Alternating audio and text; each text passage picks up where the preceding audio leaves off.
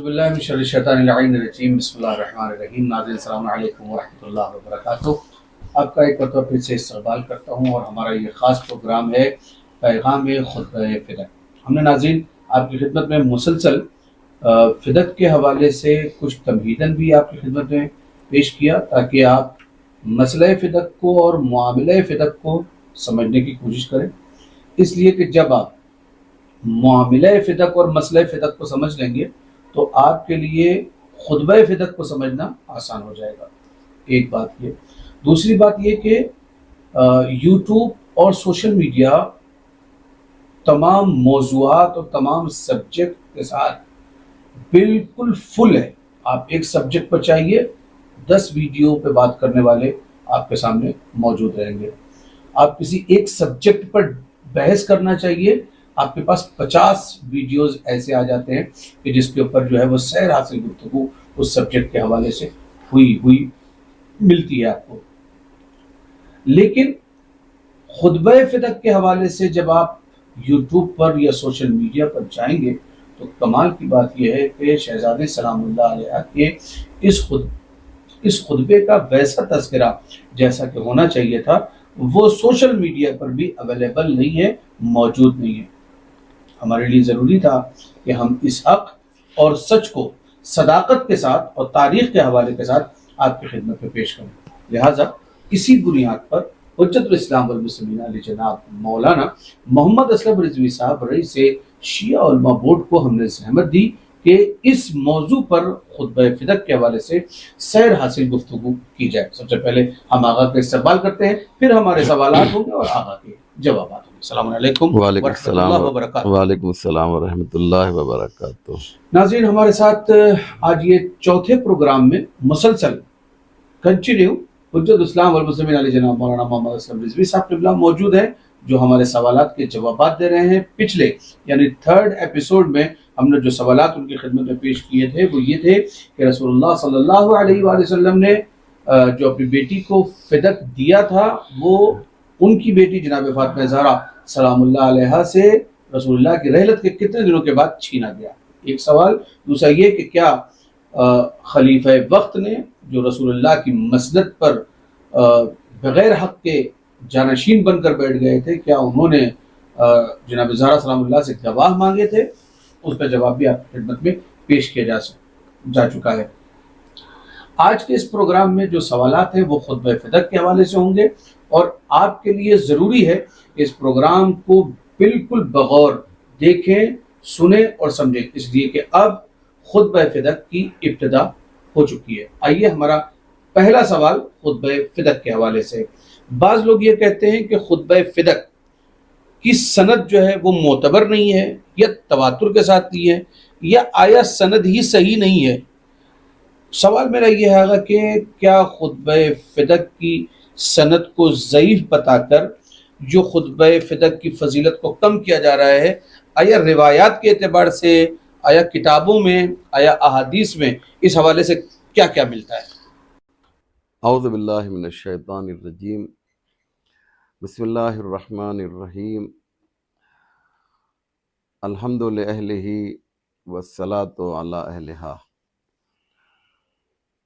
ये सवाल जो आपने अभी किया है कि खुतबे फ़िदक की सनद क्या है, जी, तो ये सवाल बहुत पुराना है और एक तबक़ा है जो पूरी कोशिश ये कर रहा है कि खुतबे फ़िदक को कमज़ोर किया जाए, ये कहकर कि इसकी सनद बहुत ज़्यादा मज़बूत और क़वी नहीं है।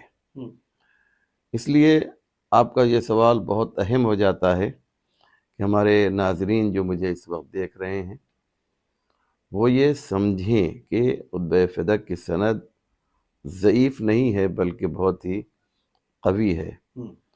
और मौलाना अक़ील साहब, कोशिश ये की जा रही है कि मुख्तलिफ़ बहानों से खुतबा फ़िदक को कमज़ोर किया जाए। ख़ुद जो उसका मफ़हूम है या उसके अल्फाज हैं या उसकी तरतीब है, उसमें तो ये लोग कोई कमी निकाल नहीं सके کیونکہ جانتے ہیں کہ الفاظ کے اعتبار سے بھی اور مفہوم کے اعتبار سے بھی یہ خطبہ فدق بہت ہی قوی ہے۔ لہذا اب ایک ہی راستہ بچتا تھا کہ اس کی سند کے اوپر اٹیک کیا جائے، حملہ کیا جائے۔ تو ان لوگوں نے کیا کیا کہ کہہ دیا کہ صاحب اس کی سند بہت زیادہ مضبوط، یہ نہیں کہتے کہ ضعیف ہے، کہتے ہیں بہت مضبوط نہیں ہے۔ میں کہتا ہوں مضبوط ہو یا نہ ہو، مفہوم اگر انسان دیکھے گا تو یہ سمجھ لے گا کہ یہ کلام جو ہے اللہ کے کلام سے نیچے ہے اور بندوں کے کلام سے اوپر ہے۔ کیا بات، سبحان اللہ۔ اگر آپ خطبہ فدق کا نگاہ غائر سے مطالعہ کریں گے، اس کی گہرائی میں اتریں گے، اس کے ایک ایک لفظ کو دیکھیں گے، انشاءاللہ مومنین کوشش یہ کی جائے گی کہ آج کچھ اس کے جملے آپ کی خدمت میں پیش کیے جائیں اور آپ احساس کریں گے اس سچائی کو، اس حقیقت کو کہ یہ کتنی بڑی عالمہ تھیں جس نے یہ خطبہ جو ہے اصحاب کے سامنے پیش کیا ہے۔ ان کے الفاظ میں جناب فاطمہ زہرا کی تعریف تو کر بھی نہیں سکتا اور ان کے علم کے بارے میں تو بیان بھی نہیں کر سکتا، لیکن آپ کو سمجھانے کے لیے ایک جملہ کہہ سکتا ہوں اور اس سے آپ سمجھ لیں گے کہ اس بیوی کی عظمت کیا ہے۔ توجہ کیجئے، انشاءاللہ ایک پیغام دے رہا ہوں آپ کو، اور وہ یہ ہے، بہت توجہ کریں، بہت توجہ کریں۔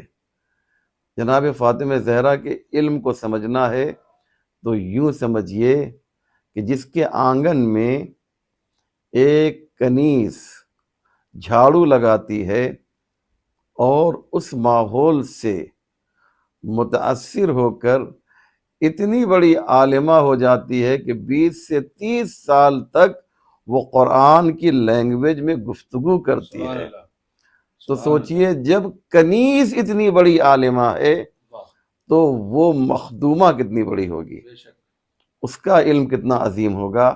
جناب فاطمہ زہرا کو سمجھنے کے لیے یہی ایک بات کافی ہے۔ اگر تم نے فضا کو سمجھ لیا، جو کہ نہیں سمجھ سکتے ہو، ان کی عظمت کو سمجھ لیا، جناب فضا کے علم کو سمجھ لیا، اس کو احاطہ اگر انسان کر لے جناب فضا کے علم کو، تو شاید جناب فاطمہ کے علم کو سمجھ سکتا ہے، جبکہ بہت ہی مشکل کام ہے۔ جاننا چاہتے ہو کہ جناب فاطمہ کا علم کتنا تھا اور کیسا تھا، تو ان کے خطبے کو ضرور دیکھیے گا۔ آج مولانا عقیل صاحب قبلہ نے جو سوال کیا ہے کہ اسناد آپ بیان کیجئے، تاکہ یہ جو مشکوک کر رہے ہیں، خطبے کو کمزور کرنا چاہتے ہیں، ان کے رخسار کے اوپر ایک زبردست تماچا رسید کیا جائے۔ اس لیے میرے پاس وہ اسناد موجود ہیں کہ جس کے ذریعے سے یہ خطبہ ہم تک پہنچا ہے۔ خطبے کے جو اسناد ہیں اسے سنیے، اور میں عرض کروں کہ یہ برادران اہل سنت اور ہمارے شیعہ دونوں نے اس خطبے کو نقل کیا ہے۔ ایک بہت بڑی پرسنالٹی ہے، بہت بڑی شخصیت ہے، ابن ابی الحدید معتزلی، بہت بڑا عالم ہے، اور اس کی خصوصیت یہ ہے کہ ابن ابی الحدید معتزلی نے بہت سی کتابیں لکھی ہیں، لیکن نہج البلاغہ کی جو شرح ابن ابی الحدید معتزلی نے لکھی ہے اس کا جواب نہیں ہے۔ کئی سو شرحیں منظر عام پہ آ چکی ہیں، لیکن آج بھی ابن ابی الحدید معتزلی کی جو شرح نہج البلاغہ ہے وہ پکار پکار کر آواز دے رہی ہے کہ شرح نہج البلاغہ اور نہج البلاغہ کی اہمیت کیا ہے۔ میں اس تفصیل میں نہیں جاؤں گا، یہ بہت بڑے عالم تھے اہل سنت کے۔ یہ کہتے ہیں کہ ان کی ایک شرح نہج البلاغہ عثمان ابن حنیف کی خط کی شرح میں اس خطبے کے مختلف اسناد جو ہیں انہوں نے ذکر کیے ہیں، اور اس بات کی تصریح کی ہے کہ جن کا اسناد کا تذکرہ کیا ہے ان میں سے کوئی شیعہ کتاب نہیں ہے۔ بہت بڑی بات ہے یہ، آپ نے اسے بہت آسانی سے لیا کیا؟ بہت بڑی بات ہے کہ جناب ابن ابی الحدید معتزلی کہتے ہیں کہ جو سند، جس سند سے ہم نے لیا ہے اس میں سب علماء اہل سنت کی کتابوں سے لیا ہے۔ اس کے بعد انہوں نے نام کا تذکرہ کیا کہ اس کے بعد ابو بکر احمد ابن عبد العزیز جوہری، جو اہل سنت کے مشہور عالم دین ہیں، ان کی جو کتاب ہے اس کا نام ہے ثقیفہ، انہوں نے اس کتاب سے نقل کیا ہے۔ اور اس کے بعد وہ لکھتے ہیں کہ جس وقت حکومت وقت نے فتح کو غصب کرنا چاہا، اس وقت جناب فاطمہ زہرا سلام اللہ علیہا قریش کی عورتوں کے ساتھ مسجد نبی کی طرف چلیں، اور یہ لکھتے ہیں، توجہ کریں عزیزو، کیا خوبصورت بات ہے، بہت پیاری بات۔ ایک عالم اہل سنت لکھ رہا ہے کہ اس طریقے سے مسجد کی طرف بی بی چل رہی تھیں کہ جیسے خود رسول خدا چلا کرتے تھے۔ اللہ اکبر۔ رفتار جناب رسول سے مشابہ تھی۔ اور اس کے بعد آپ لکھتے ہیں کہ جانے کے بعد ایک عظیم الشان خطبہ جناب سیدہ نے دیا ہے۔ ایک سند علی ابن عیسیٰ اربلی نے اپنی کتاب کشف الغمہ، علماء حضرات جانتے ہیں ان کے بارے میں، ان کی شخصیت کتنی بلند ہے۔ اس خطبے کو انہوں نے ابو بکر احمد ابن عبد العزیز کی کتاب، جو میں نے عرض کیا ثقیفہ اس کتاب کا نام ہے، اس سے انہوں نے بھی کشف الغمہ میں بھی نقل کیا ہے۔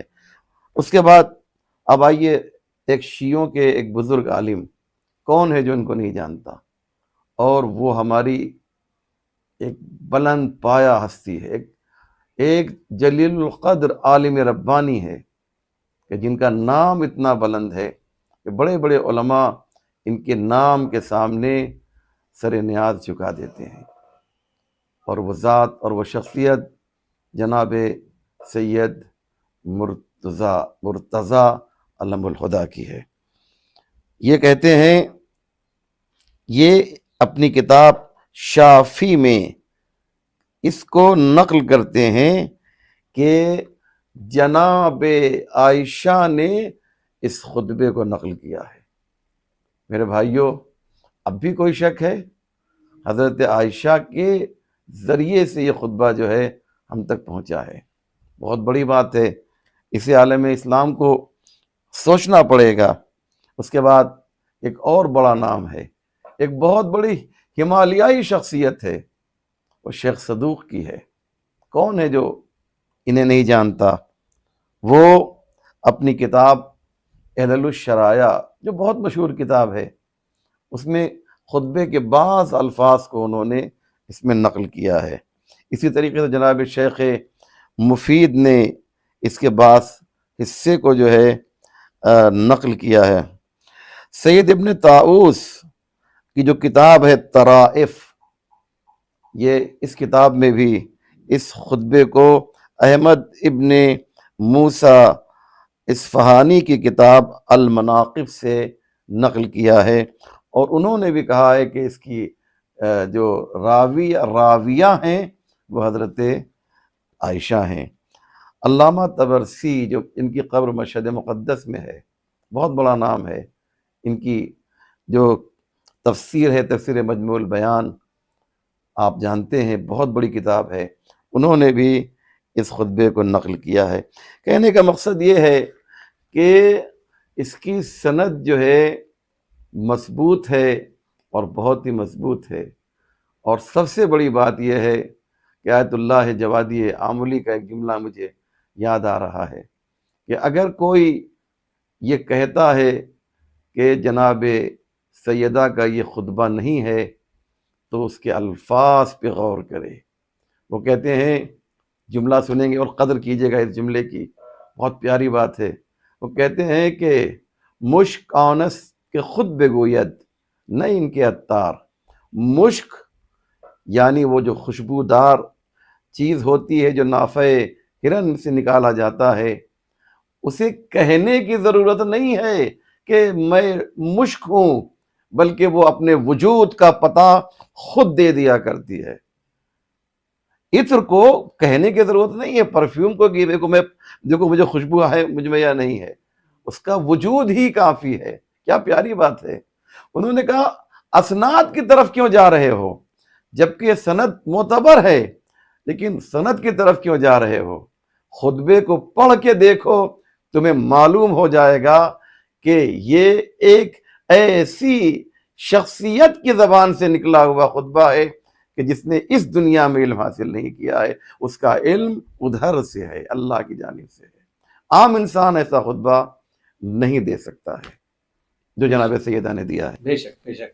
آغا اسناد کے حوالے سے خطبہ فدق کی بات چل رہی تھی، اور خطبہ فدق کی بات کرتے کرتے آیت اللہ جواد عاملی کے حوالے سے، حفظہ اللہ کے حوالے سے آغا نے کہا کہ انہوں نے کہا کہ آپ اسناد کے چکر میں کیوں پڑے ہیں، آپ پہلے کلمات کو تو مشاہدہ کیجیے کہ کلمات کیا ہیں. اور ظاہر سی بات ہے کہ مولائے کائنات جو خالق نہج البلاغہ ہیں، ان کی کفوں کا نام فاطمہ زہرا سلام اللہ علیہا ہے. تو جہاں پر جناب زہرا سلام اللہ علیہا کے کلمات ہیں، ان کو مولائے کائنات کے کلمات سے بھی ملا کر دیکھا جا سکتا ہے کہ جب نہج البلاغہ کے خطبات اور کلمات ایسے ہیں تو ظاہر سی بات ہے کہ خطبہ فدق کے کلمات اور جو یہ خطبہ ہے وہ کیسا ہوگا. لہٰذا میں عقیل صاحب ایک بات میرے ذہن میں آ گئی ہے کہ خطبہ فدق کے بارے میں علماء نے جو باتیں کہی اس کا خلاصہ میں نقل کر رہا ہوں کہ خطبہ فدق کو اور مولا علی کا جو خطبہ جو نہج البلاغہ میں ہے، جب انسان دونوں کو سامنے رکھتا ہے تو ایسا لگتا ہے کہ کوئی ایک شخص ہے جس نے یہ دونوں خطبے دیے ہیں. کیا بات ہے. یعنی کیا مقصد؟ کیونکہ ماخذ و منبع علی کا اور فاطمہ کا ایک ہے، اور وہ کیا ہے؟ وہ خدا ہے. ادھر سے انہوں نے بھی علم حاصل کیا، مولا علی نے بھی اور جناب فاطمہ زہرا سلام اللہ علیہا نے بھی. دونوں کا لہجہ بالکل سیم ہے.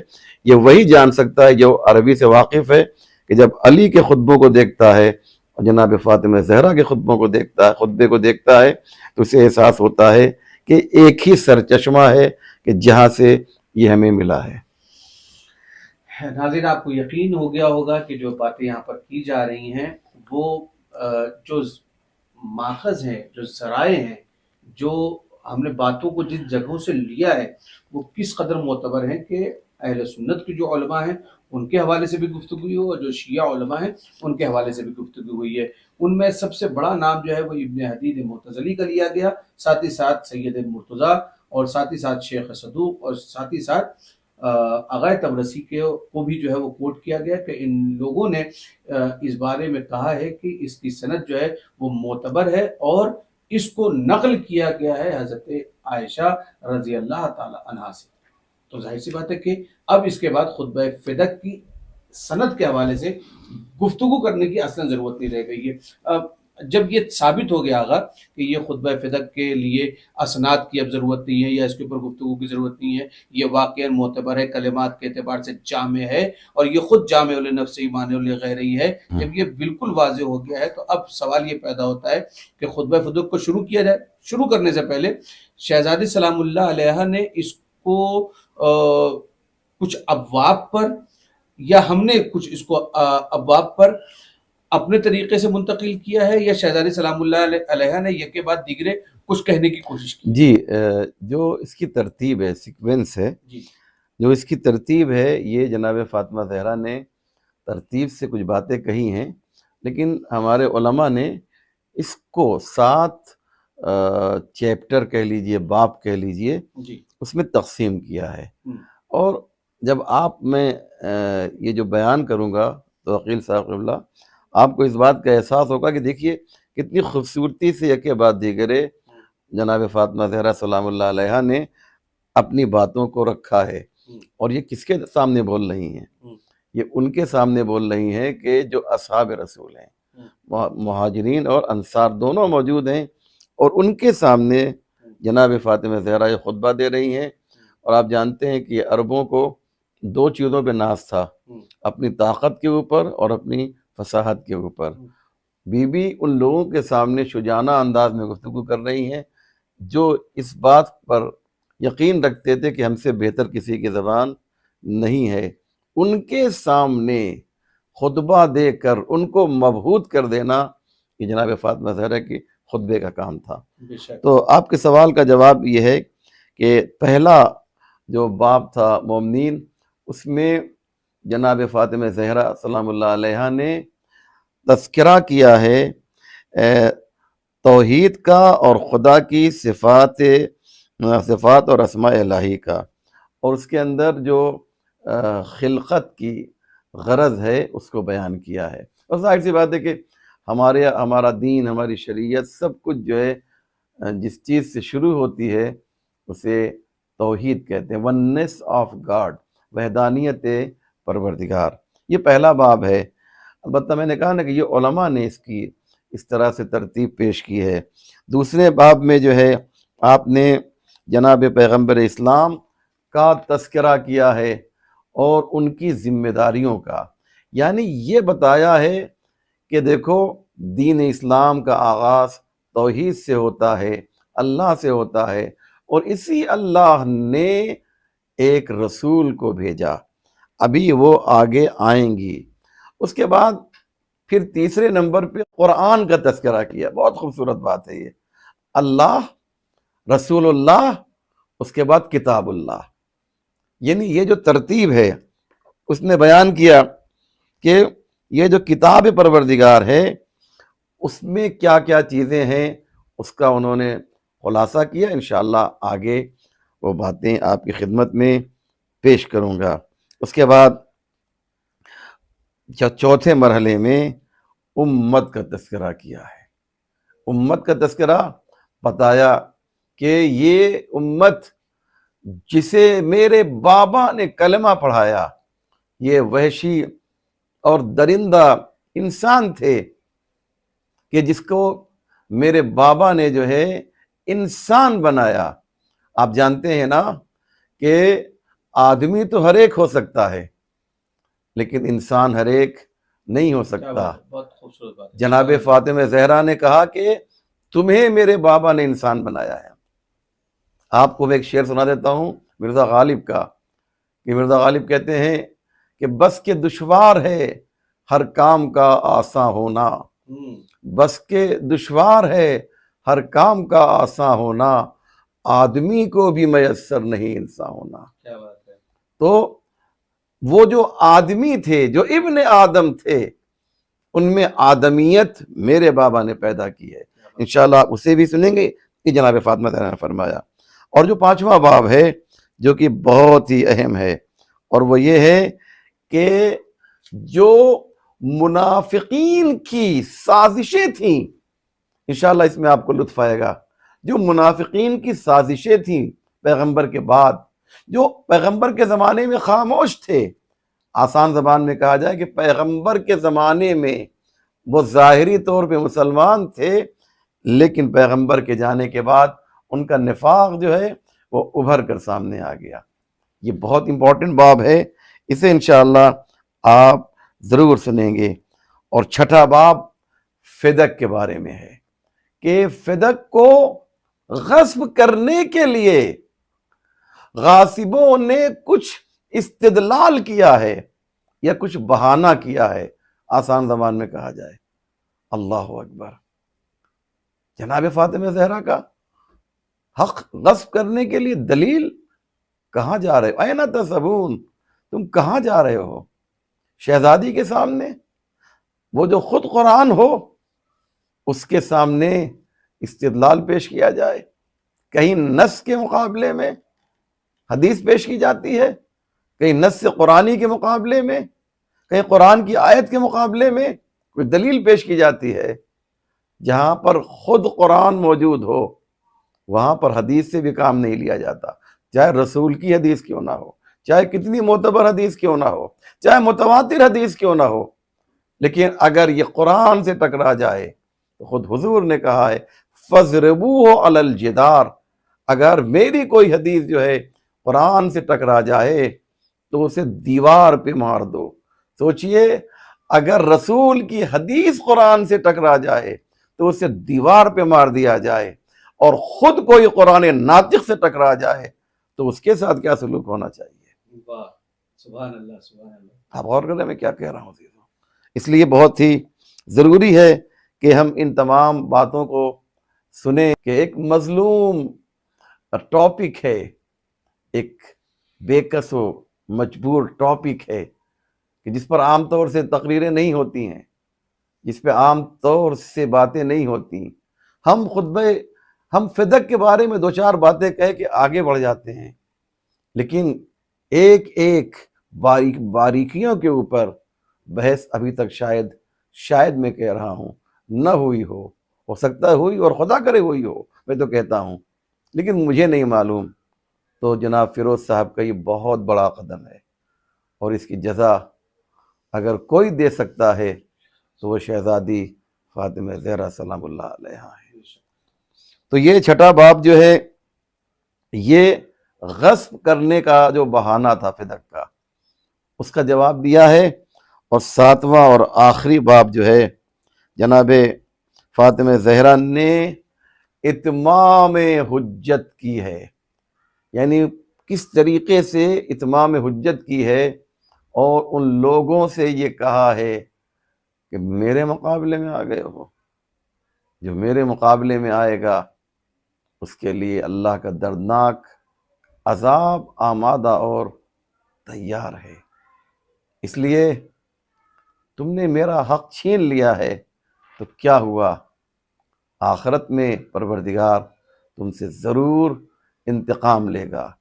کیوں؟ اس لیے کہ وہ قہار بھی ہے اور وہ منتقم بھی ہے۔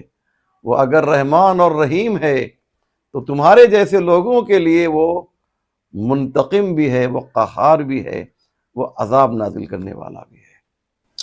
ناظرین، بہت ہی بہترین طریقے سے اپنی باتوں کو واضح کیا آقا نے، اور یہ کہا کہ خطبہ فدق کو ہمارے علماء نے 7 باب پر جو ہے وہ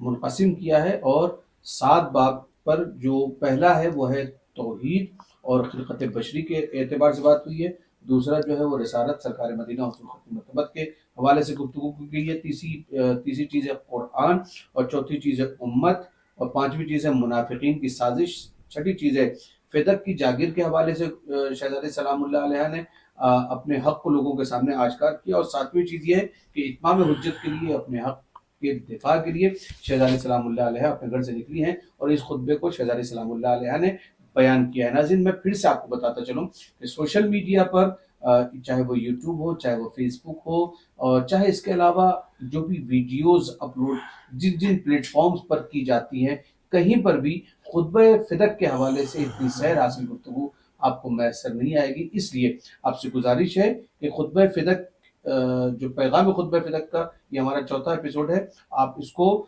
کنٹینیو دیکھتے رہیں، سلسلے وار دیکھتے رہیں، تاکہ آپ کے علم میں اضافہ ہو۔ اور ہمارے پاس ٹائم کم ہو گیا ہے، ایک آخری سوال آگے خدمت میں کرتے ہیں، اور اس کے بعد اپنے اس ایپیسوڈ کو یہیں پر مکمل کریں گے، اور وہ یہ کہ یہ جو ابواب آپ نے 7 پیش کیے ہیں، اگر ان میں سے 1 یا 2 کا اگر تذکرہ ہو جائے تو ناظرین کے علم میں مزید اضافہ ہو جائے گا۔ جی اللہ آپ کو اچھا رکھے، عزکم اللہ جناب عقیل صاحب۔ اور یہ پہلا باب جناب سیدہ نے جو خطبہ دیا ہے، اس خطبے کا پہلا باب آپ کی خدمت میں پیش کیا جا رہا ہے۔ عربی کے سارے الفاظ پڑھوں گا تو تاخیر ہوگی، میں چند جملے تبرکن و تیمنن جناب سیدہ سلام اللہ علیہ کے آپ کی خدمت میں پیش کروں گا عربی کے، اس کے بعد پھر مکمل اردو کا ترجمہ پیش کیا جائے گا۔ آپ نے خطبہ دیا اور آپ کے سامنے انصار اور جو مہاجر تھے وہ سامنے موجود تھے، وقت کا خلیفہ بھی موجود ہے۔ آپ نے نہایت ہی شجاعانہ طریقے سے خطبہ دیا، اس طرف اصحاب کا مجمع ہے اور ادھر فاطمہ زہرا ہیں، بیچ میں ایک پردہ حائل کر دیا گیا ہے، اور جناب سیدہ نے وہ دشمن شکن خطبہ دیا ہے کہ جس سے خلافت کے عمارت کی چولیں ہل گئی ہیں۔ سنیں اور آپ شکر خدا ادا کیجئے کہ ایسی ہستیوں کو آپ فالو کرتے ہیں کہ جن کے پاس علم کی دولت اس طرح سے اللہ نے انڈیل دی ہے کہ جب وہ خطبہ دیتے ہیں تو ایسا لگتا ہے کہ علم کا ایک سمندر ہے جو موجیں مار رہا ہے۔ سنیں، فرماتی ہیں فاطمہ زہرا، بسم اللہ الرحمن الرحیم، الحمد للہ علی ما انعم وَلَهُ الشُّكْرُ عَلَى مَا أَلْحَمَ وَالثَّنَاءُ بما قدم من عموم نعم ابتداها وسبوغ آلاء اسدادها وتمام منن اولاها۔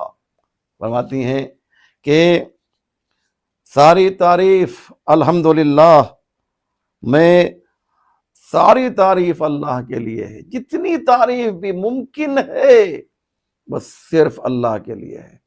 یاد رکھیے گا، تعریف آپ کسی کی بھی کیجئے گا وہ گھوم پھر کر اللہ کی ہوگی۔ آپ کہیں گے کہ صاحب یہ درخت بہت خوبصورت ہے، تو اصل میں تعریف اس کے خالق کی ہوگی۔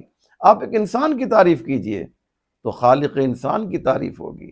آپ ایک پینٹنگ کی تعریف کیجئے تو جس کے بنانے والے کی تعریف ہوگی۔ جناب فاطمہ زہرا کہتی ہیں جتنی تعریف بھی ممکن ہے یہ سب اور سب جو ہے اللہ کی ہے، اور میں ایسے خدا کی حمد کر رہی ہوں، اللہ اکبر، ایسے خدا کی حمد کر رہی ہوں کہ میں نے عربی چھوڑ دیا ہے کیونکہ میرے پاس اتنا وقت نہیں ہے، اور جس کو عربی عبارت دیکھنا ہے آپ کو کتابوں میں تمام تفصیل ملے گی۔ میں مختصر عبارت سے پیش کر رہا ہوں اور باقی اردو ترجمہ پیش کر رہا ہوں۔ خدا کی نعمتوں پر اس کی حمد ہے، اس کی تعریف ہے، جو توفیقات اللہ نے ہمیں عنایت کیا ہے ہم اس کے شکر گزار ہیں، اور جو آسانیاں آغاز میں ہی دے دیا ہے۔ کیا مطلب ہوا؟ بہت پیاری بات ہے۔ یعنی جناب فاطمہ زہرا بتاتی ہیں ہماری زندگی کا جو آغاز ہو رہا ہے وہ نعمتوں سے ہو رہا ہے۔ شیر مادر ایک بہت بڑی نعمت ہے، اسے پینے کے لیے کسی معلم کی ضرورت نہیں ہے، کسی ٹیچر کی ضرورت نہیں ہے، بلکہ اللہ نے اس نعمت کے حصول کے لیے جو ہے ایک قوہ جاذبہ دیا ہے ماں کو، اور ایک قوہ جاذبہ دیا ہے بیٹے کو، بچے کو، کہ ماں کا سینہ بچے کی طرف بڑھتا ہے اور بچے کا دہن جو ہے وہ ماں کے سینے کی طرف بڑھتا ہے۔ سبحان اللہ۔ اس کے بعد فرماتی ہیں کہ اس کی ان عام نعمتوں پر ہمیں ابتدائی میں عطا کر دیں، اور بے حساب آسائشیں ہیں جو اللہ نے ہمارے لیے مہیا کی ہیں۔ اپنے سر کو جھکا دے اور اس طریقے سے جھکا دے کہ پھر سر کو نہ اٹھا۔ سر جو تیرا اللہ کی بارگاہ میں جھک رہا ہے نا، یہ شکر کے عنوان پہ ہے، اور وہ شکر کہ جو شکر بے پایان ہے۔ پھر امام فرماتے ہیں کہ ایک جانور ہے جو گوشت کھاتا ہے وہ صرف گوشت کھا رہا ہے، جو گھاس کھاتا ہے وہ صرف گھاس کھا رہا ہے، لیکن اللہ نے تجھے کتنی آسائشیں دی ہیں کہ قسم کی نعمتیں ہیں، مختلف قسم کے اناج ہیں، مختلف قسم کے فروٹس ہیں جو پروردگار نے تجھے عطا، تو کیا تو اس کا شکر ادا نہیں کرے گا؟ وہی جناب سیدہ فرماتی ہیں یہ آسائشیں جو تجھے اللہ نے دی ہیں اور پے در پے نعمتیں جو ہمارے شامل حال ہیں۔ یعنی کیا مقصد؟ جناب سیدہ فرمانا چاہتی ہیں کہ یہ نعمت وہ ہے جو کنٹینیو ہے، ڈسکنیکشن یہاں پر نہیں ہے، نعمت جو ہے منقطع نہیں ہو رہی ہے، مسلسل اس کی نعمت جاری ہے۔ کیا حسین انداز ہے، کیا خوبصورت انداز ہے جناب سیدہ کا کہ آپ کی تقریر، آپ کا خطبہ جو جاری ہے۔ میں اس اللہ کی حمد و ثنا کر رہی ہوں کہ جس کی نعمت جو ہے نعمت دائمہ ہے۔ اس کے بعد فرمایا کہ اس نعمت کو، جو نعمت دائمہ ہے، وہ ہمارے شامل حال ہے۔ جو نعمت دائمہ ہے اسے کوئی شمار بھی نہیں کر سکتا ہے، دو چار نعمتیں نہیں ہیں، تم اس اللہ کی نعمتوں کو شمار بھی نہیں کر سکتے، اور وہ اتنی زیادہ وسیع ہے کہ اس کا کوئی بدلہ بھی نہیں دے سکتا ہے۔ اللہ اکبر۔ جناب سیدہ فرماتی ہیں اس نعمت کا بدلہ نہیں دیا جا سکتا ہے۔ آپ کو کسی نے ایک چیز دی تحفے کے طور پر، آپ ہو سکتا ہے کہ اس کو اس کا بدلہ دے سکتے ہیں، لیکن جناب سیدہ سلام اللہ علیہ فرماتی ہیں کہ جو اللہ نے نعمتیں دی ہیں اس کا بدلہ تم نہیں دے سکتے۔ اس کی انتہا انسان کے ادراک سے خارج ہے، یعنی کیا مقصد؟ درک نہیں کر سکتا ان نعمتوں کو جو اللہ نے دیا ہے۔ اتنا کچھ تجھے دیا انسان، اور اس کے بعد کہا کہ ان نعمتوں کے استمرار اور مزید وسعت کے لیے اپنے بندوں کو شکر کی دعوت دی ہے۔ کیا بات کہی ہے! میں اس کو اور واضح کر دوں، میرے چھوٹے بھائیوں کے لیے میں عرض کر دوں، یعنی پہلے دیا ہے اور پھر سر کو جھکایا ہے۔ انسان کیا کرتا ہے؟ پہلے سر کو جھکاتا ہے، جھکواتا ہے کہا جائے، اور پھر عطا کرتا ہے۔ اللہ کہہ رہا نہیں، پہلے میں دوں گا، جب تمہیں نعمتیں دے کر تمہارے جسم کو تیار کر لوں، تب تم سے تقاضا ہے کہ اپنے سر نیاز کو میری بارگاہ میں جھکا دو۔ شاید میری بات آپ تک پہنچ گئی ہوگی۔ اور ان کی تکمیل کے لیے جناب فاطمہ زہرا فرماتی ہیں، اور ان کی تکمیل کے لیے تمام مخلوقات سے اپنی حمد کا مطالبہ کیا ہے۔ یعنی کیا مقصد؟ شکر کب مکمل ہوگا؟ جب اس کی حمد کی جائے، اور ان کو حاصل کرنے کے لیے ان کی تشویق کی ہے، ان کا حوصلہ بڑھایا ہے۔ پھر جناب سیدہ فرماتی ہیں کہ میں گواہی دیتی ہوں کہ خدائے واحد کے علاوہ اور کوئی معبود نہیں ہے، وہ بے مثل ہے۔ یہاں پر تو ایک ایک گھنٹے کی گفتگو کی جا سکتی ہے۔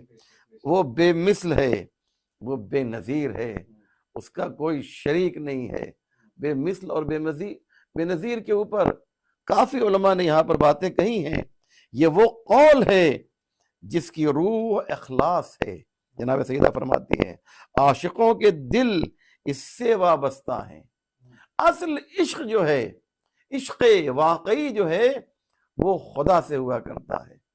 کہا ہے علماء اخلاق نے کہ عشق دو طرح کا ہے، ایک عشق واقعی ہے، ایک عشق حقیقی ہے، اور دوسرا عشق مجازی ہے۔ فرق کیا ہے عشق حقیقی میں اور عشق مجازی میں؟ جو ختم ہو جائے کبھی نہ کبھی، جو پائیدار نہ رہے، وہ عشق مجازی ہے، اور جو ہمیشہ باقی رہے وہ عشق حقیقی ہے۔ سبحان اللہ۔ انسانوں سے عشق ہوتا ہے، لڑائی جھگڑا شروع ہو جاتا ہے۔ میں نے خود دیکھا ہے کہ ماں نے کیا کیا، بیٹے کا جو ہے قتل کر دیا مثال کے طور پہ۔ آئیے میں جلدی سے مکمل کر دوں بات کو۔ اور وہ خدا جس کو آنکھوں سے دیکھنا ناممکن ہے، زبان اس کی صفات سے، صفات کے بیان سے عاجز ہے، عقل و فکر کے لیے اس کی ذات کا سمجھنا محال ہے۔ اس نے دنیا کی چیزوں کو ایجاد کیا بغیر اس کے کہ اس سے پہلے کسی چیز کا وجود ہو۔ یعنی جناب فاطمہ زہرا بتانا چاہتی ہیں کہ عدم سے اللہ نے وجود کو ثابت کیا، ظاہر کیا ہے۔ یعنی معدوم شے سے جو ہے، جو چیز نہیں ہے، اس کو ظاہر کیا۔ ہم کچھ نہیں تھے، لیکن ہمارا وجود اللہ کے ذریعے سے ہوا ہے۔ تو کہنے کا مقصد یہ ہے، ان سب کو پیدا کیا بغیر اس کے کہ اس سے پہلے کوئی مثال رہی ہو۔ یعنی ہماری شکل وہ کا کوئی انسان اس کے پہلے نہیں تھا۔ یہ جو شکل و صورت ہمیں دی ہے، یہ زمین و آسمان کی جو شکل جو ہے اللہ نے قائم کی ہے، اس کی کوئی کاپی پہلے نہیں تھی کہ اس کی کاپی کر کے اللہ نے زمین کو بنا دیا، آسمان کو بنا دیا، انسان کو بنا دیا، وغیرہ وغیرہ۔